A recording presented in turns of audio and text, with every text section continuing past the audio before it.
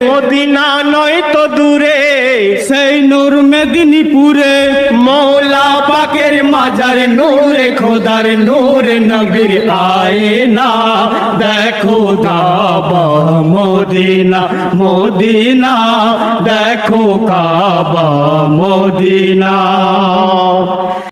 আমি সকলকে এই উরস শরীফ সেলিব্রেশন কমিটির পক্ষ থেকে, আমি নিজের পক্ষ থেকে এই উরস শরীফে সবাইকে স্বাগত জানাই, ওয়েলকাম জানাই।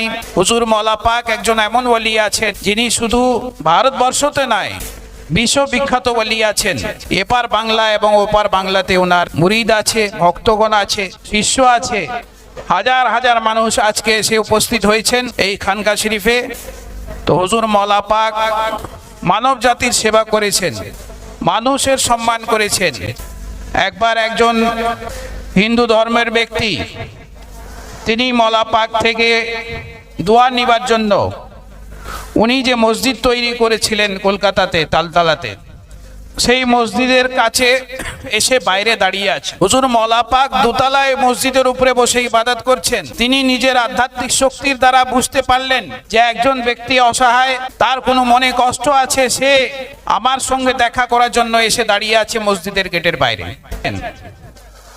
হুজুর মওলা পাক নিজের খাদেমকে বললেন যে একটা ব্যক্তি এসে অনেকক্ষণ থেকে রোদে দাঁড়িয়ে আছে আমার সঙ্গে সাক্ষাৎ করার জন্য, সে অনেক কষ্টতে আছে।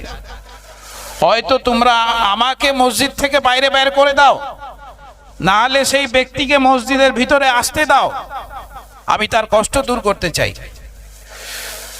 তো তখন যারা বাইরে দাঁড়িয়েছিলেন তারা সঙ্গে সঙ্গে তাকে ভিতরে আনলেন এবং ওনার সাথে সাক্ষাৎ করালেন। তো বলার উদ্দেশ্য হচ্ছে যে তিনি মানব জাতির সেবা করেছেন।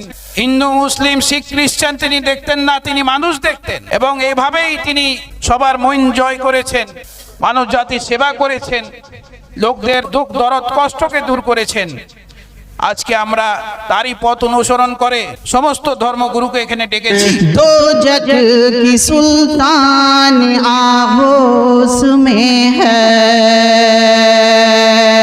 दो जग की सुल्तान आहोस में है, अर्श की मेहमान आहोस में है, दो जग की सुल्तान आहोस में है, अर्श की मेहमान आगोश में है। भबरा चमन में सबको सुनाए, भबरा चमन में सबको सुनाए, वो आज दुनिया में तशरीफ लाए।